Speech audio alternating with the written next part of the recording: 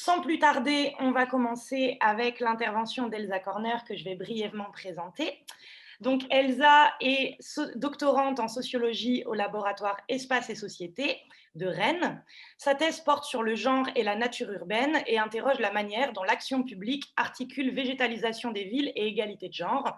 Son intervention aujourd'hui portera sur la régulation de l'appropriation des espaces végétalisés urbains, analysés sous l'angle de la drogue et du genre dans les parcs et les jardins. Donc, je vous propose une communication qui interroge du coup le rôle des services gestionnaires et concepteurs des espaces verts, parcs et jardins dans la régulation de la consommation et du trafic de drogue au prisme du genre. Donc là, drogue, je l'entends de manière assez large parce que j'avais pas mal de résultats qui parlaient également de l'alcool notamment. Donc, je trouvais ça intéressant de lier les deux. Et donc, c'est une démarche complètement exploratoire parce que comme on vous l'a dit, mon terrain de thèse, enfin ma thèse interroge la manière dont la question de l'égalité de genre est appropriée, traduite en instrument pour la conception et la gestion des espaces verts. Donc la question des drogues n'est pas du tout centrale dans mon étude, mais comme elle a émergé, je l'ai proposée pour ces journées d'études. Donc, on voyait clairement un lien avec le genre, puisque la pratique, que ce soit l'usage ou le trafic de drogue, était associé uniquement aux hommes, et il y avait des techniques de régulation mises en place. Donc, je vais partir de verbatim de l'enquête de terrain, donc par des entretiens semi-directifs et des parcours commentés auprès d'agents et agentes des métropoles étudiées, donc Rennes, Le Mans et Strasbourg. On va avoir surtout des techniciens, techniciennes. Les agents de maîtrise, ce sont les responsables d'équipe de jardiniers et jardinières, et de maîtres d'œuvre, donc des paysagistes plutôt. Donc, pour voir un petit peu, donc en fait, j'ai essayé de voir un petit peu quelles étaient leurs préoccupations prioritaires dans la production de ces espaces. Et à ce moment-là, donc, la question des drogues a pu émerger. Donc, c'est ce que je vous disais, la communication a une visée exploratoire, et elle ouvre des pistes de recherche en présentant un type d'acteurs et d'actrices qui n'avaient pas forcément été identifiés par Drussek, notamment sur la régulation des drogues en milieu urbain, et notamment au prisme du genre. Oula. Ah oui, non, c'est bon. Donc, dans une première partie, je voulais vous parler de la cohabitation avec les drogues, donc en présentant les parcs et jardins comme des espaces d'utilisation et de vente de drogue, et où du coup des différents usages cohabitent, que ce soit ceux des riverains comme ceux des travailleurs et travailleuses qui interviennent sur ces espaces, donc notamment les jardiniers et jardinières. Donc, tout d'abord, concernant le fait de cohabiter avec le trafic de drogue, ça a un impact direct sur le travail quotidien de certains et certaines jardinières, en définissant des zones d'appropriation exclusives à cette activité, et certaines zones sont donc évitées par les jardiniers et jardinières dans leur tournée quotidienne, voire même évitées du regard. Pour certaines équipes, la cohabitation dans l'espace public avec le trafic de drogue constitue une contrainte forte et une source d'inquiétude. À Rennes, certains jardiniers ne portent plus leur veste bleue d'uniforme, car ils craignent d'être confondus avec des policiers et d'être alors agressés. Pour ce qui est du coup de l'enjeu de l'égalité de genre, un technicien suggère par exemple que le calendrier prévisionnel de l'installation des vestiaires féminins pour permettre la mixité des équipes a été par quartier en fonction des tensions sur le terrain, raison pour laquelle aucun projet n'était prévu sur le quartier dont il a la responsabilité. Donc lui, il suggérait qu'il y avait un lien. Je vous ai mis du coup cet extrait des notes d'observation, où effectivement c'était une zone où on m'a dit de ne pas pointer du doigt, de ne pas regarder vers là-bas, et de fait l'espace était complètement laissé sans entretien par les jardiniers, parce qu'ils ne se sentaient pas à l'aise d'intervenir sur place. Pour ce qui est des riverains, donc là c'est un espace qui était très bien entretenu.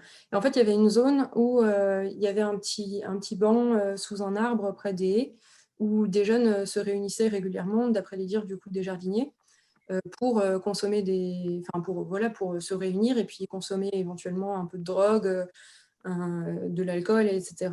Et c'est une zone où les riverains sont assez âgés. Donc, ils me disaient qu'ils fermaient leurs volets et ils n'utilisaient plus du tout l'espace. Moi, j'avais notamment fait la remarque, comme c'était au mois d'août, d'un sureau qui était vraiment mais chargé de fruits. Et a priori, donc, vraiment, les personnes ne venaient plus du tout. Donc, c'est quelque chose qui préoccupe les agents puisqu'ils souhaitent faire en sorte qu'une diversité de publics puisse utiliser ces espaces. Donc, je passe à la deuxième partie sur la régulation des pratiques relatives aux drogues. En effet, les jardiniers, donc, comme je l'ai déjà un petit peu exposé avant, leur travail, c'est un travail d'entretien des espaces végétalisés. Et ils veulent donc que ces espaces soient appropriables par toutes et tous. Pour autant, ils font une catégorisation des usages de l'espace, selon qu'ils soient conformes ou non à l'ordre social, et en particulier le fait de consommer de la drogue ou d'en vendre ne correspond pas à un usage conforme à l'ordre social. Donc, pour les jardiniers vont regretter que des espaces soient délaissés et ne puissent pas être appropriés par une majorité de personnes en raison de la présence sur place de personnes qui consommeraient ou feraient du trafic. Pour cette partie, je me réfère à l'expression de l'ordre du végétal qui a été développé dans l'ouvrage La ville végétale de Matisse et Pépi, qui est paru en 2017, qui expose en fait comment dans l'histoire de la ville les parcs et jardins ont servi au maintien de l'ordre. Et bon, je ne vais pas développer non plus, mais montrer cela par un exemple. Donc là, on a un extrait d'un référent de quartier donc, qui a en charge plusieurs équipes de jardiniers sur un grand parc, un grand parc historique de la ville, où en fait cet ordre social est d'autant plus maintenu parce que les pratiques d'entretien sont particulièrement, sont considérées, doivent mettre en valeur le patrimoine que représentent ces parcs. Donc, il le dit très clairement, pour lui, ce sont des lieux d'exposition d'une nature rêvée, donc une nature idéalisée. Et historiquement, du coup, c'est des endroits qui manifestaient le pouvoir dans la ville également. Et là, dans cet extrait, je trouve qu'on voit bien ce qu'il entend par la contradiction qu'il peut y avoir entre l'idée que lorsqu'on est dans un espace vert, on a une liberté plus grande, mais en réalité, ces espaces-là peuvent être considérés comme le Louvre. Mais en fait, non, un parc, c'est pas un endroit où on court partout. Et donc, quand bien même, c'est pas des usages illicites, mais là, vraiment, au-delà même de ça, des simples pratiques classiques d'enfants sont considérées comme anormales. Le maintien de l'ordre social, de la propreté du parc, etc., c'est des choses qui sont importantes pour les jardiniers et les jardinières parce qu'ils craignent parfois la dégradation de leur métier. Donc là, dans cet extrait, vous avez une agent de maîtrise qui raconte avoir rétorqué à un agent, pardon, pas un agent, à un usager, que non, elle ne ramassait pas les papiers parce qu'elle était payée pour ça, que non, elle est jardinière et qu'elle doit... que son métier, c'est pas de ramasser des détritus. Donc notamment, donc là, on a la question des déchets, et notamment quand il parle des personnes qui consomment de l'alcool, qui consomment des drogues, il leur reproche notamment de laisser l'endroit en mauvais état. Et donc, ils considèrent leur pratique comme un frein à leur bon travail. Et donc, certains publics sont ciblés comme produisant beaucoup de déchets et ne les ramassant pas après, ce qui dégrade l'espace et la fonction même de ces agents de la ville. Qui disent nous, on n'est pas des éboueurs. Donc, par rapport à tout ça, les jardiniers vont dire qu'il faut sanctionner ces usages illicites et contraires à l'ordre du végétal. Donc là, j'ai un extrait où en fait, je prenais des nouvelles d'un jardinier à la sortie du confinement de mai, jusqu'à mai, quoi. Et qui disait qu'il y avait des endroits où les gens trafiquaient, etc., et que la police n'intervenait pas, ce qui lui semblait pas normal du tout.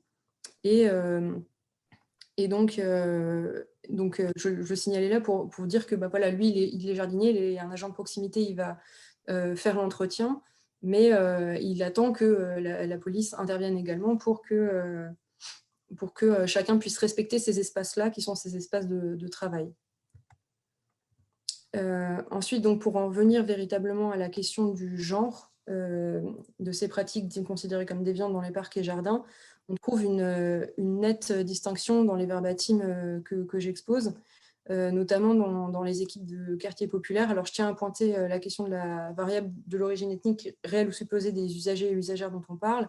Les agents que j'ai interrogés étaient toutes et tous blancs, et ils intervenaient dans des quartiers dont la mixité des populations d'origine est très variée et c'est présenté comme une richesse par les agents. Et ils précisent que le rapport à l'espace public dépend de la culture. Ils hésitent dans leur formulation pour qualifier les populations. Mais on l'interprète pas, enfin, je l'interprète pas forcément comme, enfin, je l'interprète comme une volonté de ne pas paraître raciste tout en voulant expliquer quelque chose ayant trait à l'origine des personnes dont on parle pour des fonctionnaires d'un État qui n'est pas censé voir les couleurs, on va dire. Et en effet, les agents disent ne pas aimer parler d'étrangers ou de pas étrangers, donc c'est une citation. Et ils précisent la communauté dont ils parlent, par exemple des Comoriens. Et dans leur description des pratiques de l'espace public des habitants de ce quartier, par contre, il y a une nette distinction qui se trouve dans la description de pratiques masculines et féminines. Les pratiques décrites au féminin sont toujours des pratiques valorisées par ces agents et agentes, tandis que les pratiques décrites au masculin sont toujours des pratiques critiquées. Donc, pour vous montrer de quoi je parle, pour ce qui est des pratiques déviantes masculines, ici, on a le cas de barbecue où les hommes, donc ce que je disais là sur les précisions sur l'origine ethnique, donc des Comoriens qui commenceraient à boire à partir de 14 heures et se pose de nouveau la question des déchets et du fait de laisser l'espace en l'état. Donc là, on voit aussi une forme de contradiction avec ce que j'ai posé tout à l'heure sur le rôle des jardiniers dans ces espaces, c'est-à-dire que ces jardiniers insistent beaucoup sur le fait qu'ils veulent que les espaces soient appropriés, ils veulent favoriser les rassemblements, les rencontres dans l'espace public. Pour autant, ils peuvent critiquer le type de rassemblements qui vont être faits en fonction des types d'usages et des conséquences que ça peut avoir sur leur travail. Mais donc, on observe une forme aussi un petit peu de stigmatisation donc, de la personne qui va consommer de la drogue. Et tous ces discours-là sont toujours conjugués au masculin, si je peux dire. Pour ce qui est des pratiques féminines, à l'inverse, elles sont valorisées. Donc, au final, je parle beaucoup de déchets dans cette communication. Mais là, c'est aussi un exemple sur une opération où on demande aux habitants et habitantes du quartier de nettoyer leur quartier. Et donc, on va avoir des jardiniers et des jardinières qui montrent qu'il y a beaucoup de femmes qui s'investissent là-dedans. Ils y trouvent une explication sociale qui s'explique par notamment le temps partiel, le fait que certaines femmes n'ont pas de travail ou sont en temps partiel ou qu'elles soient retraitées. Mais on parle quand même d'une forme peut-être une sensibilité, quelque chose qui aurait trait au rôle socio-féminin, celui de la mère, de la personne qui prend soin, et donc qui prend soin d'autrui, et qui donc verrait le quartier, qui se l'appropriait de façon positive, à savoir qu'il prendrait soin de son quartier de la même manière qu'elle prendrait soin de ses enfants, etc. Et donc, c'est un exemple, mais systématiquement, les pratiques des femmes sont valorisées, tandis que toutes les pratiques déviantes sont décrites au masculin. Et d'ailleurs, dans les pratiques déviantes, il n'y a pas seulement des choses en rapport avec la drogue, ça va être le jogger qui respecte personne, qui traverse un parc, etc. Donc, il y a énormément de choses. Pour ce qui est des méthodes pour réguler ces usages dans les parcs et jardins, j'en présente quelques-unes. Alors, soit elles visent directement à remplacer un usage à un endroit précis, et donc la population qui pratique cet usage, soit elle ne le vise pas directement, mais elle a un effet là-dessus, et donc notamment dans des cas de public marginalisé ou de consommateurs et consommatrices de drogue. Donc, cet exemple-là, c'est donc un cas où, en fait, ils ont complètement refait un espace qui est assez petit, hein, où c'était très classique, il y avait 2 bancs, quelques arbres, mais c'était un peu à l'ombre, un peu dans un recoin, et donc l'agent a dit que voilà, ils ont refait l'espace, ils ont mis un petit muret, des rosiers, etc., pour le rendre plus agréable. Donc, en fait, il y a une volonté d'esthétisation de l'espace pour en changer le public et en changer l'usage. Et en particulier, là, ce qu'elle a dit, et c'était une réussite, parce qu'au départ, il y avait des jeunes qui dealaient de la drogue, en gros, sur place. Et désormais, elle observe que c'était des mamans avec leurs bébés, des femmes qui venaient lire. Donc, encore une fois, les femmes sont associées à une pratique valorisée, une pratique calme, une pratique de soins d'autrui, etc., tandis que les dealers étaient présentés au masculin. Il y a aussi le fait de nettoyer des espaces qui peut faire fuir les publics marginaux. Donc là, on a un cas où un agent de maîtrise explique qu'ils ont nettoyé un espace, un square, qui était squatté par des SDF. Et une fois qu'ils l'ont nettoyé, ben, il n'a pas compris, ces personnes-là ne sont pas revenues. Donc ça, j'ai pas forcément d'explication pour ça, mais c'était pas en entier. Voilà, je sais pas si... Hop. Donc, ils ont fermé l'espace et ils l'ont nettoyé et ces personnes-là ne sont pas revenues. Et pareil, sur un autre endroit, bah là, pour le coup, ils sont intervenus parce que c'était dit dégueulasse. Il y avait des personnes des personnes marginalisées, et puis notamment, là, je l'ai mis celui-là parce que c'était très clair sur la question du nettoyage, mais j'avais d'autres entretiens où ils faisaient référence au fait que bah, les SDF, les publics marginalisés, avaient une grosse consommation de drogue, d'alcool, et que ça posait un problème pour l'entretien. Et donc, faire un gros nettoyage, ça permettait de libérer, en fait, de libérer l'espace de ces déchets, mais aussi derrière de la population qui n'avait que cet endroit en soi pour y rester. Ensuite, parfois, ce nettoyage, il intervient sur demande des riverains, donc nettoyage ou entretien. Donc là, on a un cas où il y avait une petite clairière, un petit chemin qui était assez champêtre, et donc champêtre dans le sens où les jardiniers n'entretenaient pas énormément, ils ne coupaient pas beaucoup les branchages, etc., histoire d'avoir quelque chose qui donne un côté très naturel et champêtre. Et en fait, il disait que bon, à cet endroit-là, il devait intervenir quand même régulièrement sur demande du voisin qui considérait qu'en fait, il fallait qu'il puisse surveiller, qu'on puisse surveiller le banc, parce qu'il y aurait du deal de drogue. Et donc là, le référent de quartier dit oui, après, est-ce qu'il n'y a pas une demande un peu farfelue? Parfois, c'est le prétexte. Et ce qu'il entendait par là, c'était un petit peu de dire, bon, il nous donne ce signalement du deal de drogue pour nous dire d'intervenir souvent, parce que, je vous ai pas mis la suite, mais à la fin, moi, je suggérais que c'était peut-être parce qu'il aimait juste la vue et que sinon, la vue depuis son balcon n'était pas dégagée. Il disait oui, c'est peut-être ça, et il nous dit qu'il y a des dealers pour nous faire venir, quoi. Donc ça peut aussi être un prétexte pour la population, puisque tout le monde s'accorde sur le fait que c'est stigmatisé et ça ne doit pas avoir lieu. Et enfin, je m'interroge dans le cadre de ma thèse aussi, sur l'éventuel vernis féministe qu'on peut donner à des aménagements qui sont sécuritaires. Donc là, j'ai un extrait d'entretien avec une maître d'œuvre, donc paysagiste, qui, elle, refusait totalement l'idée qu'on puisse aménager les espaces végétalisés pour favoriser l'égalité de genre. Elle disait, bon, il me faudrait une étude pour mon parc pour me dire, là, on a constaté qu'il y avait un problème, pour que j'agisse dans ce sens-là. Or, ce qu'elle disait, c'était que, en fait, toutes les recommandations qui pourraient être favorables à l'égalité entre les femmes et les hommes dont on parle aujourd'hui, c'est des trucs qui ne sont pas nouveaux, ce sont des choses des propositions qui sont déjà faites depuis des années par notamment la police, pour protéger des agressions, de pratiques de deal, etc. Créer des écrans végétaux qui cachent tout. Ce sont des demandes qui étaient faites auparavant par la police. Donc, on peut s'interroger sur cet effet un petit peu de vernis féministe sur des aménagements qui sont sécuritaires, en ayant en tête ce fait que, d'une part, les pratiques féminines sont valorisées alors que les pratiques déviantes sont considérées comme masculines, notamment pour ce qui est de la question des drogues qui créerait de l'insécurité.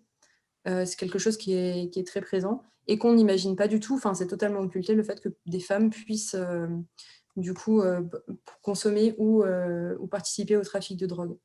Donc, en termes de pistes, je pense qu'il y en a une sur la sociologie des professions, en lien avec la question du coup des jardiniers et des jardinières, en lien du coup avec la notion d'ordre du végétal. l'étude de la prévention situationnelle dans les parcs et jardins, et l'étude du coup des rôles des femmes comme gentrifiées ou gentrifieuses. Donc là, je me réfère Oui. à l'ouvrage de Laurence Gervais sur le sexe de la ville, et qui notamment interroge ça dans un contexte états-unien.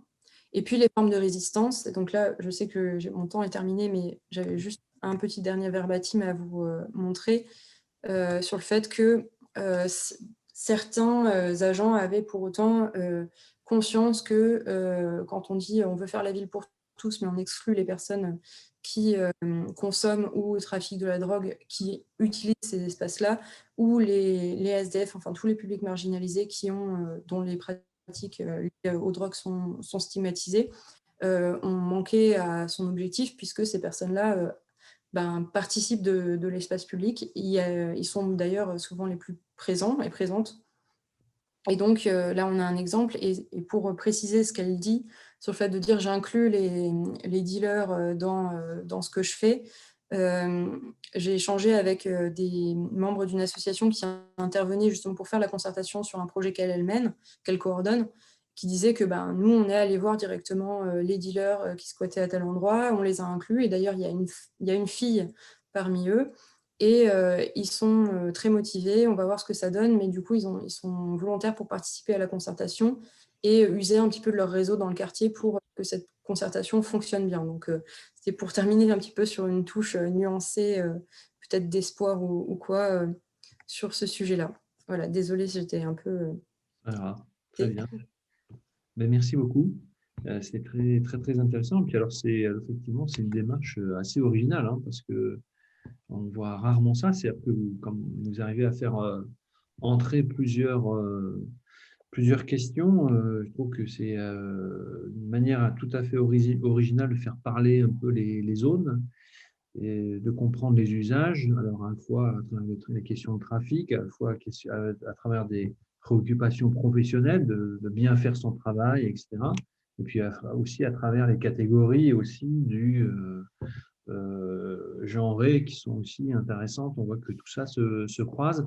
Et je trouve que je pense que, alors vous dites que vous en êtes au début, mais il y a déjà pas mal de choses quand même dans ce que vous dites, notamment dans les verbatims, c'est déjà beaucoup de choses. Alors c'est souvent, il y a souvent des avantages à aller voir ce qu'on fait de nos déchets pour comprendre comment on gère nos déchets. Ça, c'est une manière tout à fait intéressante de voir les choses. Alors, je rappelle qu'il y a on va utiliser le chat pour pouvoir un petit peu centraliser les questions, ce qui évitera voilà, qu'il y ait des prises de parole compliquées à gérer, surtout que vous l'avez compris, on va avoir je vais faire la police, on va avoir un timing un peu serré. Et donc, alors vous voyez, une première question sur les minorités, différentes minorités ethniques, sexuelles ou autres. Comment est-ce qu'on peut parler d'appropriation des espaces? Alors, je vais simplement poser la question dans un premier temps, comment est-ce que gérer les espaces pour que tout le monde puisse pratiquer ces activités?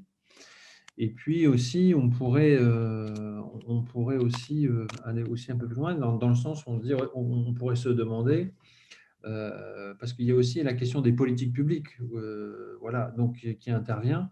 On voit très bien il y a des motivations aussi de ce type-là.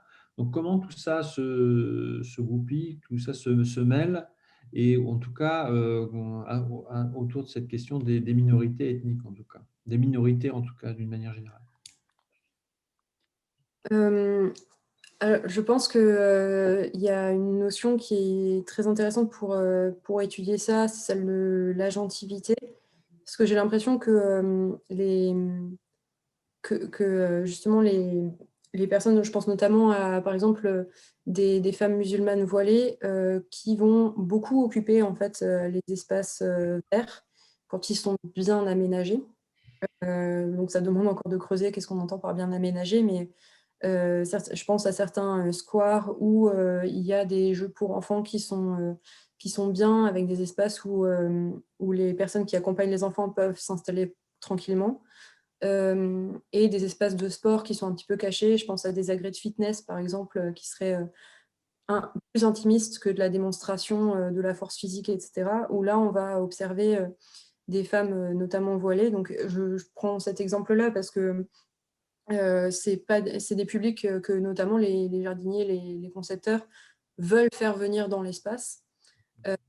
Et justement, l'intérêt des squares, et ce pourquoi à la base je me suis intéressée à ce sujet et que j'ai construit ma thèse là-dessus, c'est que là où généralement on dit que l'espace public urbain est traversé par les femmes, occupé par les hommes, on observe une contradiction avec les espaces verts où, de par la négociation avec leurs rôles sociaux assignées en tant que femmes de soins aux enfants, de soins à autrui, etc., les femmes occupent quand même beaucoup, enfin sont en majorité, sont la majorité des occupantes des espaces verts selon les horaires, etc., et les endroits aussi.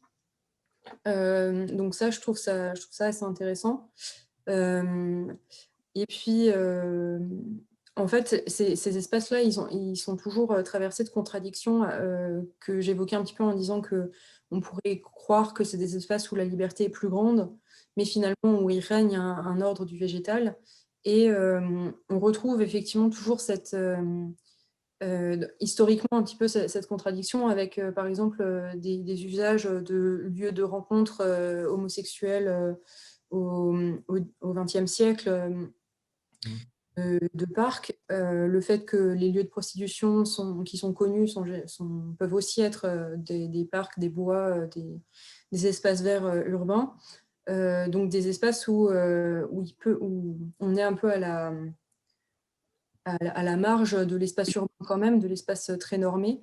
Voilà. Après, comment faire en sorte que tout le monde puisse pratiquer ces activités culturelles? Bon, pour moi, l'élément le plus intéressant, c'est quand même de développer les démarches de concertation, véritablement en allant vers une diversité de personnes sur le quartier pour leur dire bah, c'est votre quartier, en fait, c'est à vous de vous l'approprier et on vous inclut dans les démarches pour tout ce qui est aménagement, etc.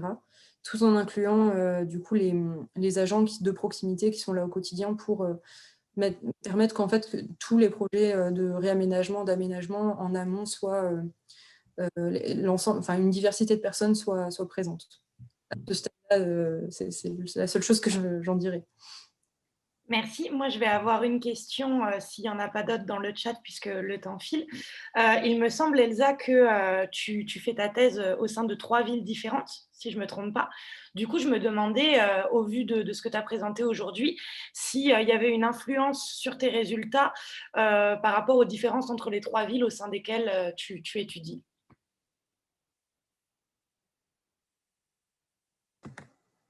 Alors,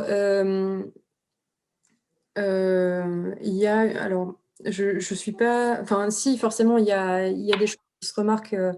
Par exemple, il y a certains quartiers à Rennes où les espaces verts vont jusqu'en pied d'immeuble, notamment dans des quartiers populaires où il y a beaucoup d'habitat social. Et donc, l'entretien fait par les agents des espaces verts se fait jusqu'au pied d'immeuble. Là où, dans notre collectivité, ça va être les bailleurs sociaux qui vont avoir le pied d'immeuble. Donc, peut-être que le rapport aussi aux usagers, au quartier, ne va pas être le même de par les agents, mais aussi du fait qu'il y a... Enfin, pardon, c'est pas clair. Donc, il y a peut-être cet élément-là qui varie, plus le fait que puisqu'on a des espaces verts sur tout le quartier et qu'il n'y a pas véritablement de lieu défini parc qui soit fermé, un square fermé, etc., mais que les immeubles sont un peu posés au milieu du parc, ben ça peut effectivement jouer sur le type d'appropriation possible et les endroits où, ben, par exemple, le fait qu'on ait du trafic de drogue dans des espaces entretenus par les jardiniers, typiquement, c'est parce que le pied d'immeuble est entretenu par les jardiniers. Alors par contre, quand je disais aussi que c'était très exploratoire, c'est que j'ai pas exactement les mêmes données pour l'instant dans les 3 villes, parce que confinement oblige, c'était un peu compliqué. Et notamment, j'ai pas pu encore rencontrer, j'ai anonymisé au maximum, mais j'ai pas pu encore rencontrer en fait d'agents de terrain à Strasbourg. Donc ça, effectivement, là, c'était juste Le Mans et Rennes. Et la différence, c'est plutôt que, oui, c'est surtout ça.